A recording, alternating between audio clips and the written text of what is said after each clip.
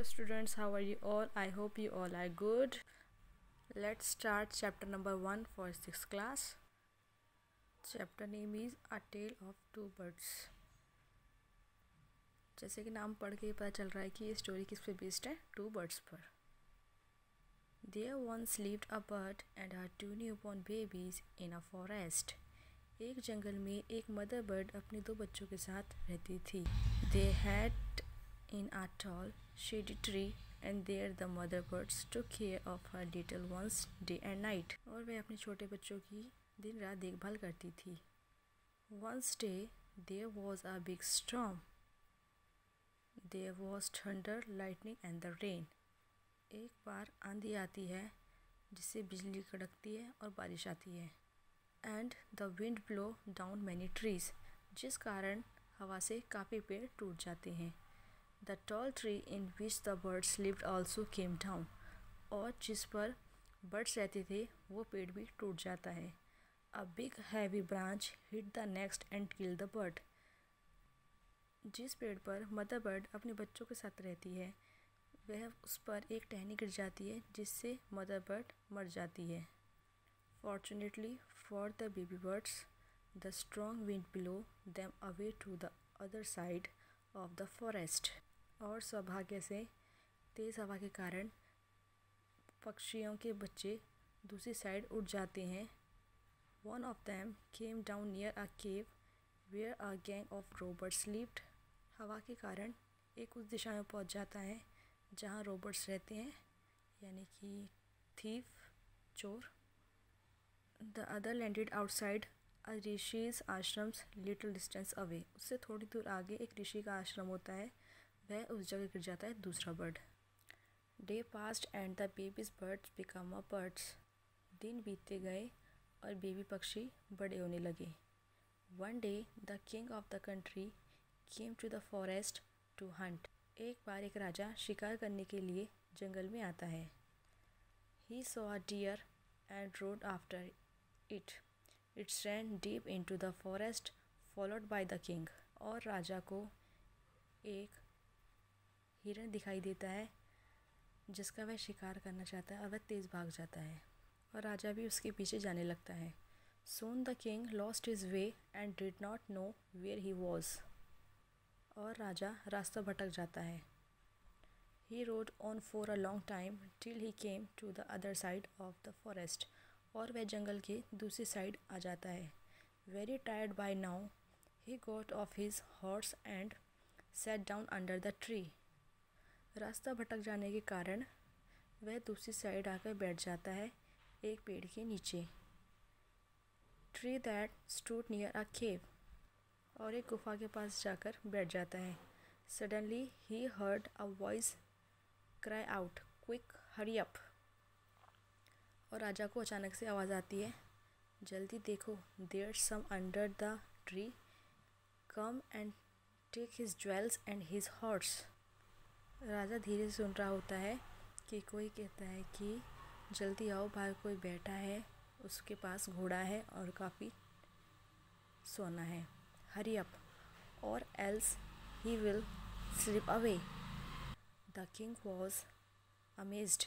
He looked up and saw a big brown bird on the tree under which he is sitting. He also heard faint noise issuing from the cave. He quickly got his horse and rode away from the fast and he could. राजा देखता है कि वहाँ एक bird बैठा है जो brown colour का है और वह देखता है कि वो जल्दी से उसे बुलाता है और वह राजा वहाँ से जल्दी से भाग जाता है. राजा जाता है, फिर वह आश्रम के पास बैठ जाता है. Soon he came to the clearing which looked like a ashrams. It was the ऋषि's ashrams. फिर वह जाता है ऋषि के आश्रम में. The king tied his horse a tree and sat down inside in shades. और वह अपने घोड़े को बांध देता है और पेड़ के नीचे बैठ जाता है. Suddenly he heard a gentle voice announce, "Welcome to the ashram. Sir, please go inside and rest." राजा को फिर से एक आवाज़ आती है, बट वो एक जेंटल आवाज़ होती है कि आइए आश्रम के अंदर, please go inside and rest. आइए और आराम कीजिए. The Rishi will be back soon. और ऋषि जल्दी ही आश्रम में वापस आ जाएंगे. There's some cold water in the pot. और ठंडा पानी पी लीजिए. Please make yourself comfortable. और आप यहाँ आराम से रहिए. The king looked up and saw a big brown bird in the tree. और राजा देखता है कि सेम वैसा ही पक्षी इस बर्ड पर बैठा है. He was amazed. और वह चौंक जाता है. Up and saw a big brown bird in the tree. He was amazed. This one looked like the other birds outside the cave. He said himself loudly. राजा देखता है और उस बर्ड को देखकर चौंक जाता है कि सेम ऐसा ही पक्षी केव के पास वाले ट्री पर बैठा था जो बिल्कुल सेम था. You all right, sir? Answered the bird. Bird उससे कहता है, हाँ जी आप बिल्कुल सही सोच रहे हो. वो भी एक ऐसा ही पक्षी वहाँ पे बैठा है. He is my brother, but he has made friends with robbers. पक्षी राजा से कहता है कि हाँ वो मेरा भाई है, बट उसके फ्रेंड्स जो है वो रॉबर्स है. He no talks as they do. और वह उनकी तरह ही बातें करता है. He don't talk to me anymore. Just then the rishis entered the ashrams. और ऋषि आश्रम में आता है. Welcome, sir. He said to king, please come inside make yourself at home. आइए अंदर और अपने घर की तरह ही रहिए. You look tired. Rest for a while. आप आइए और आप आराम कीजिए. Then you can share my food. और आप ये खाना भी खा सकते हैं. The king told the rishi the story of two birds and how each had behaved so differently. राजा ऋषि को स्टोरी बताता है कि दो बर्ड्स है बिल्कुल सेम है बट इनका बिहेवियर बिल्कुल डिफरेंट है एक दूसरे से. The forest is full of surprise. He said. The holy man smiled and said, after all once now by the company and keep the bird has always here to talk the robbers. वह smile करता है और कहता है कि उसने robbers की company join की हुई है तो इसलिए वो रॉबर्ट्स की तरह बिहेव करता है और उनकी तरह ही लैंग्वेज बोलते हैं. He imitates them and talk about robbings people. This one has repeated what he has always heard. He welcomes people to ashrams now. Come inside the test. I will tell you more about his place and this bird. और दूसरे bird ने आश्रम के बाहर रहकर जैसे वहाँ के इंसान बिहेव करते हैं, जैसे ऋषि वेलकम करते हैं आश्रम में, आइए मोस्ट वेलकम, दूसरे ने भी बिल्कुल वैसे ही उसकी तरह कंपनी ज्वाइन की हुई है. दोनों बर्ड्स हैं बट दोनों एक दूसरे से बिल्कुल अपोजिट है. आज की स्टोरी यहीं एंड होती है. इसके क्वेश्चन आंसर्स नीचे दिए हुए हैं